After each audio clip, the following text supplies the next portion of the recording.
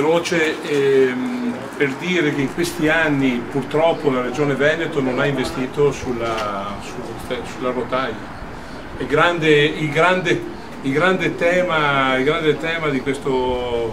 del Veneto è che c'è un intervento fatto in alcune aree di potenziamento e di altre di totale abbandono. Noi siamo purtroppo nell'asse dell'abbandono.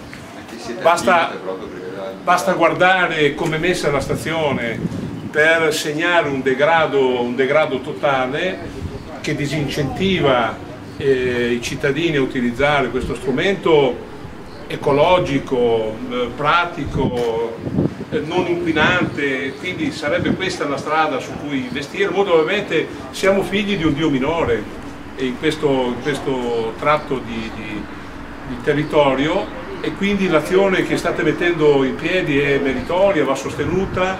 Credo che sia l'inizio di un lavoro martellante che dobbiamo mettere in campo, perché insomma anche questo pezzo di territorio, per le ragioni che sono state dette, i temi legati al turismo, allo sviluppo, ma anche un pendolarismo di studenti, seppur minore rispetto all'asse con Padova, ma negli ultimi tempi si è rafforzato l'asse verso Rovigo, e quindi anche da questo punto di vista molto ovviamente una pubblica amministrazione lungimirante avrebbe bisogno di investire.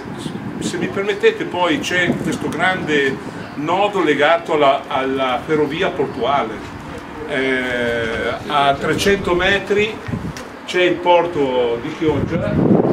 Purtroppo anche questo asset, diciamo, trasporto merci, l'intermodalità dovrebbe essere uno dei punti essenziali, nave, ferrovia per evitare la gomma, e invece come vedete anche su questo fronte c'è stato l'abbandono totale, quindi insomma il lavoro che stiamo facendo, che state facendo soprattutto voi, credo sia molto importante e significativo.